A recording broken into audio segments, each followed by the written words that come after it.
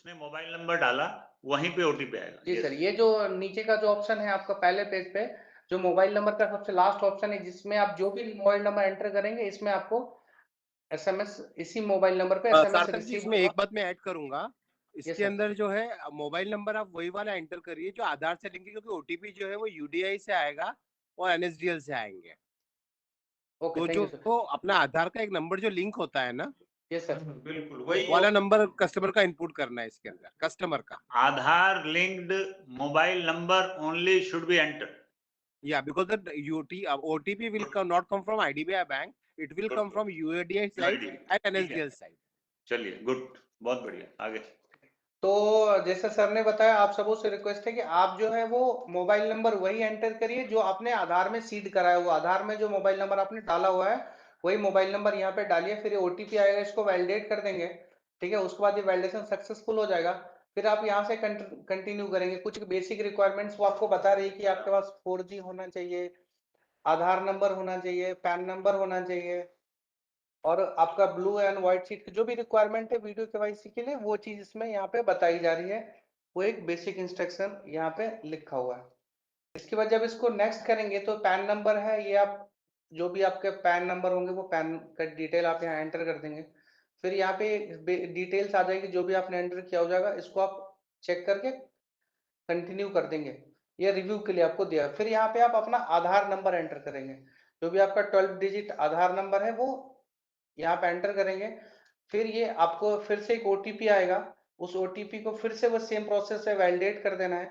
इसको जब वैलिडेट करेंगे फिर नेक्स्ट पेज आएगा, जिसमें कि आपकी पूरी डिटेल, जो भी आपकी बेसिक डिटेल है, वो आपकी mother name, mother maiden name, ये सब डिटेल आपको फिल करनी होगी। ये सब डिटेल फिल करके आप इसको कंटिन्यू कर देंगे, ठीक है। उसके बाद एड्रेस डालना है, यहाँ पे क्लियरली लिखा हुआ एड्रेस एज पर आधार। तो जो भी आपके आधार में एड्रेस मेंशन है वो एड्रेस आप यहाँ पे एंटर करिए, ठीक है। और इसमें मेलिंग के लिए अगर एड्रेस चेंज करना है तो वो आप वहां पे टिक मार्क करके कर सकते हैं। उसके बाद एम्प्लॉयमेंट डिटेल है, जो भी आपकी एम्प्लॉयमेंट डिटेल है वो आप एज पर जो आपके प्रोफाइल या कस्टमर के जो प्रोफाइल होंगे अकॉर्डिंग आप उसमें एंटर कर दीजिए। नेक्स्ट है नॉमिनेशन। यहाँ पे यस या नो, अगर नो करेंगे तो आप एंटर नहीं कर पाएंगे। अगर आप यस करते हैं तो नेक्स्ट पेज में आप देखेंगे कि आपका नॉमिनेशन का एक पेज ओपन होगा, जिसमें नॉमिनी जो जिसको भी आप बनाना चाहेंगे, और बट हमारा रिक्वेस्ट है कि नॉमिनी आप ऐड करें ही, मैंडेटरी है। अब इसको मैंडेटरी ऑप्शन नहीं है, बट आप इसको अपने हिसाब में मैंडेटरी करें, नॉमिनी ऐड करेंगे। तो यहाँ पे नॉमिनी की डिटेल डाल दीजिए, उनके रिलेशनशिप क्या है, नॉमिनी के डेट ऑफ बर्थ, ये 2-3 डिटेल है। टैक्स रेसिडेंस की है डिटेल, ये इनकम टैक्स के लिए, वो डिटेल यहाँ पे फिल करनी है। और अकाउंट टाइप सेलेक्ट करना है, ये सबसे जो मेजर पॉइंट है। और आप सभी रियली को बोलेंगे कि आप सिंसियरली इसको थोड़ा सुनिए। ये जो पॉइंट है यहाँ पे बहुत मिस्टेक हो रही है। ये जो नॉर्मल सेविंग अकाउंट है, ये एज पर आपका ब्रांच क्लासिफिकेशन है। अगर ब्रांच आपके अर्बन है तो मिनिमम 5000 है, अगर वो सेमी अर्बन है तो 2500 है, और अगर रूरल एंड रूरल एफआई है तो वो आपका 500 है। तो ये आपको पता लगेगा, आपको जो आप अपने स्टेट से पता कर लेंगे कि आपकी यहाँ ब्रांच से आप कंफर्म कर लेंगे कि जो ब्रांच की कैटेगरी है वो कौन सी है। तो अगर आप सेविंग अकाउंट चूज करते हैं तो as per the branch category आपको मिनिमम बैलेंस मेंटेन करना होगा, ठीक है। अभी जो हम जिस जीरो बैलेंस की बात कर रहे हैं वो जीरो बैलेंस के लिए ये है basic saving account with complete KYC. ये सबसे लास्ट स्कीम है। जब आप उसको ड्रॉप डाउन में स्क्रॉल करेंगे तो सबसे लास्ट ऑप्शन आपको मिलेगा basic saving account with complete KYC.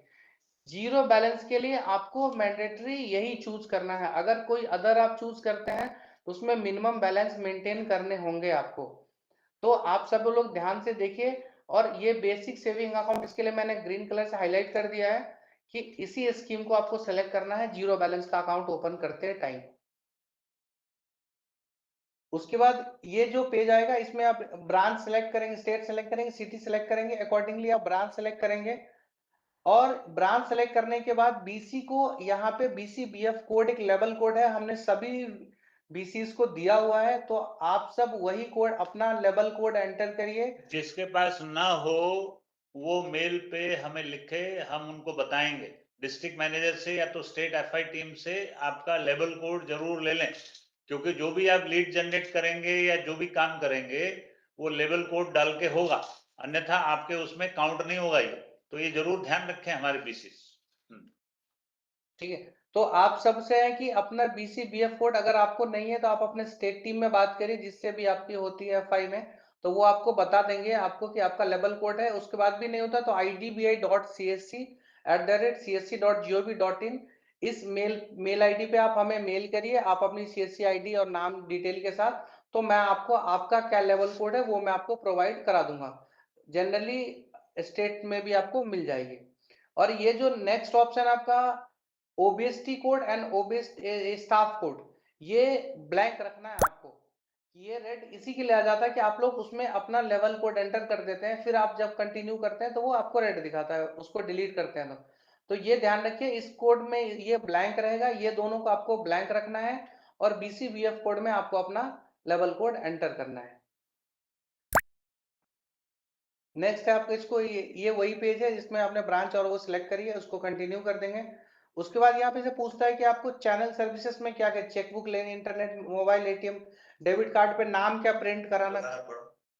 इसमें सर ये है स्टेटमेंट एंड ईमेल। क्या आपको स्टेटमेंट ऑन ईमेल, आपको स्टेटमेंट ईमेल पे चाहिए, चेकबुक टिक करना है, इंटरनेट बैंकिंग करना है, मोबाइल बैंकिंग करना है, और ATM कम डेबिट कार्ड, उस पे क्या नेम प्रिंट। ये जो पांचों चीजें हैं ये हमारे बेसिक अकाउंट में मिल रही हैं, ये बात हो गई। ये पांचों चीजें, इससे देखिए जो अल्टरनेट चैनल है जो वो भी प्रमोट होगा, कार्ड यूज भी होगा, और बैंक का अकाउंट जो कस्टमर खोल दिया तो उसको दोबारा बैंक में जाके बोलना नहीं पड़ेगा मेरे को ATM कार्ड।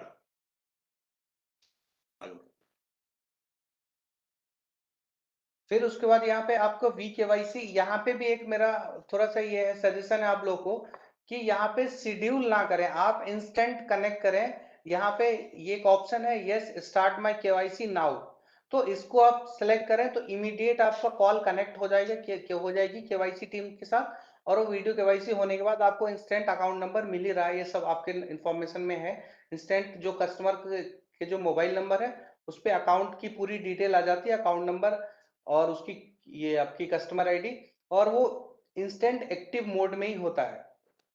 तो इनका जो गो मोबाइल ऐप है आप प्ले स्टोर से डाउनलोड करके उसको आप यूज कर सकते हैं, या फिर BC पॉइंट में भी आप जाएंगे तो सभी CSP को मैं आपको बताना चाहता हूँ कि आप जब उसमें थर्ड पार्टी डिपॉजिट ऑप्शन में जाएंगे तो इमीडिएट आप उसमें फंड कर पाएंगे। तो मेरा सबसे रिक्वेस्ट है जो भी आप जीरो बैलेंस अकाउंट ओपन करते हैं बिल्कुल करिए, बट वो थर्ड पार्टी डिपॉजिट के थ्रू उसमें इनिशियल 500 रुपीज का फंडिंग उसमें डालिए।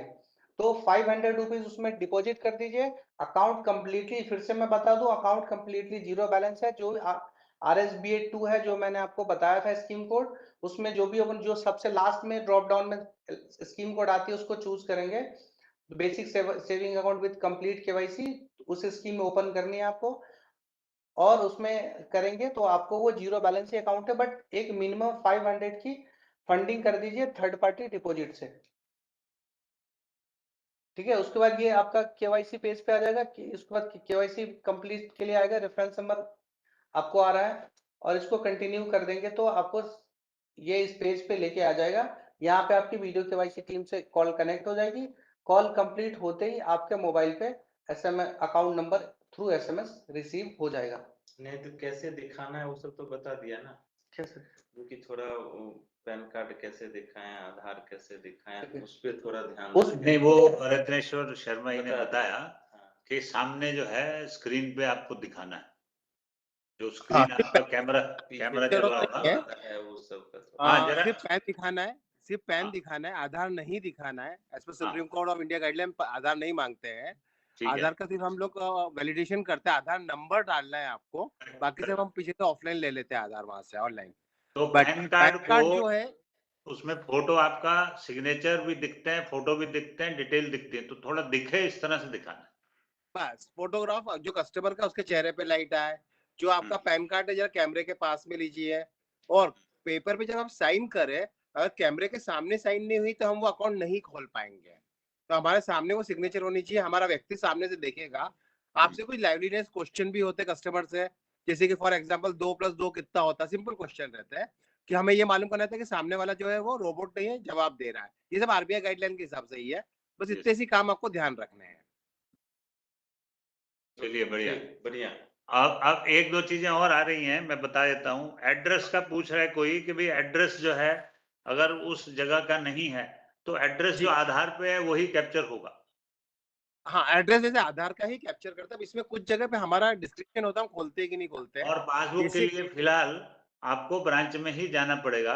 पासबुक जी। वहां पर अभी हम, क्योंकि उसका एक एक्सपेंसेस है, बीसी उस लेवल पे आएगा तब वो पासबुक का इन्वेस्टमेंट भी करेगा और बैंक भी डेवलप करेगा, क्योंकि पासबुक प्रिंटर के लिए उसमें हमें एक क्वेरी आ रहा था कि अगर आपको इसमें एक बात मैं और जोड़ता हूँ कि अगर आपका एड्रेस जो है वो करंट से कुछ अलग है, कि जैसे लेटर सपोज कि अभी मैं बॉम्बे में रहता हूँ पर मैं इंदौर का हूँ, मेरा आधार कार्ड जो है वो इंदौर का है, तो अगर मुझे एड्रेस बॉम्बे का डालना है तो कोई भी ओवीडी, जैसे कि आपका जो अभी का यहाँ का जो एड्रेस प्रूफ है आप वो अपलोड कर सकते हैं करंट एड्रेस में डाल के। हम लोग वो भी चेक करते हैं, अगर वो बराबर रहा एड्रेस प्रूफ तो हम वो भी करंट एड्रेस पे भी खोल देंगे, पर परमानेंट एड्रेस आपका आधार का ही रहेगा।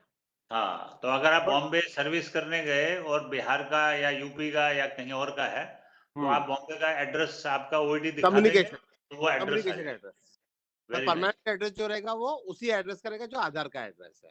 Very nice, very nice.